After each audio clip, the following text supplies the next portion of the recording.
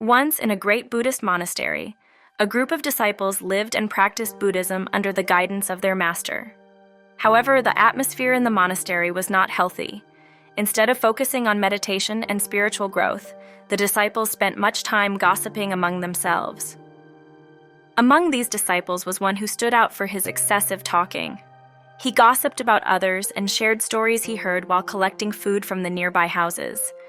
He had a habit of boasting about himself, claiming superiority over others. He often reminded them that he came from a wealthy family and could have lived a comfortable life. But instead, he chose to seek the truth. One day, the master decided to test his disciples. He gathered them together and announced, "Each of you must make a decision for the next month, something that will test your willpower and determination. If you fail, you may return to your old routine." Each disciple made their decision, but the one who considered himself superior went to the master and said, "Master, I want a decision that surpasses all the others. Please, give me something extraordinary." The master smiled and replied, "Can you truly accept the decision I give you?" The disciple, driven by his pride, responded, "Master, I am capable of anything." The master smiled again and said, "If that is so, then fine. Remain silent for the next month." The disciple arrogantly exclaimed, "Master, this is an easy challenge. Give me a more difficult one."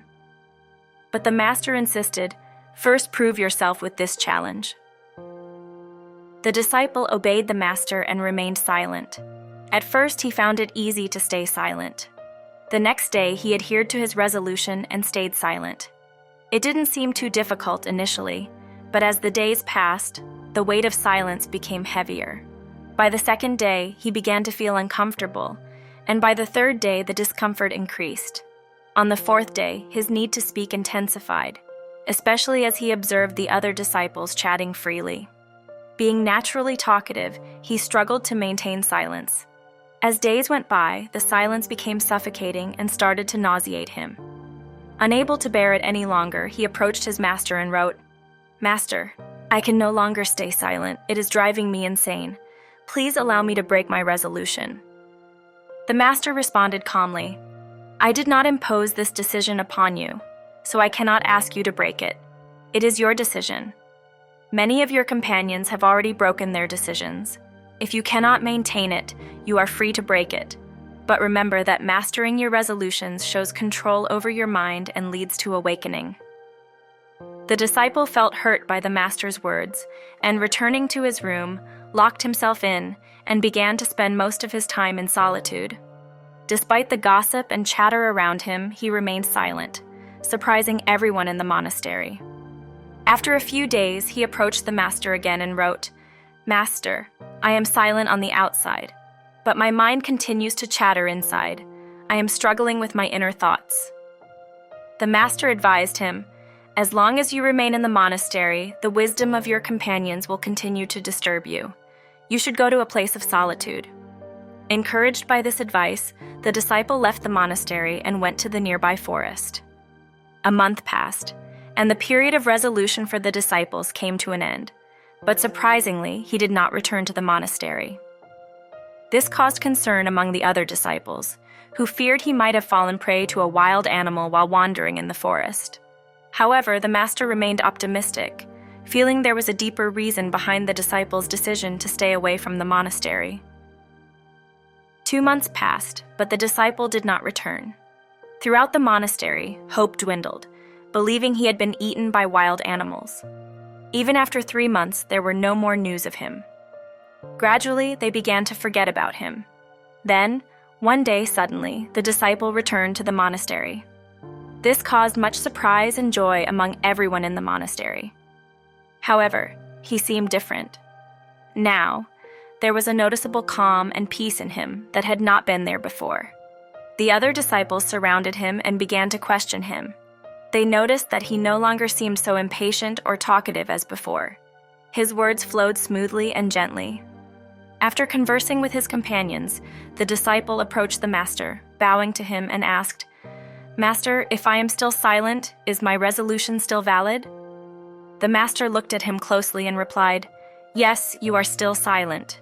Your resolution is still valid." The other disciples were surprised and asked the master, "Master, he is speaking to you. How can you say that his resolution of silence is still valid?"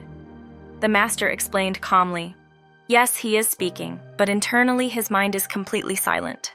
That is why I say his resolution is still present." The master then turned to the disciple and asked about his journey in the last 3 months. The disciple began to share, "Master, when I left the monastery, I appeared silent, but my mind was constantly thinking. I hoped the deep forest would help calm my mind, but my attempts only made it more restless. Eventually, I stopped trying to forcefully control my thoughts and began to observe my mind without judgment. Slowly, my mind began to calm and the restlessness began to fade. I began to realize my past mistakes, gossiping about others, considering myself superior, and speaking unnecessarily. Observing my mind, it started to free itself from impurities. Exploring the depths of my mind and carefully watching each thought that emerged, I noticed something significant happening. The constant chatter in my mind began to settle, bringing a sense of calm and peace. Gradually, my mind was clearing, and I was living in the present moment, experiencing true silence and peace. Then suddenly I began to fear losing these moments, but I realized that fear itself was just a thought of the mind, and that I am not the mind.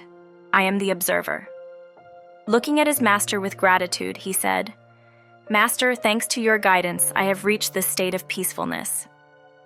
The master blessed him and then turned to all the other disciples.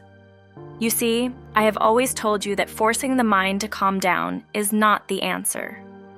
By becoming witnesses to our thoughts, we can naturally calm the mind over time and stop the chattering. If we look into our lives, we will find that we all desire mental peace, but often we struggle to achieve it because we do not understand the nature of our mind.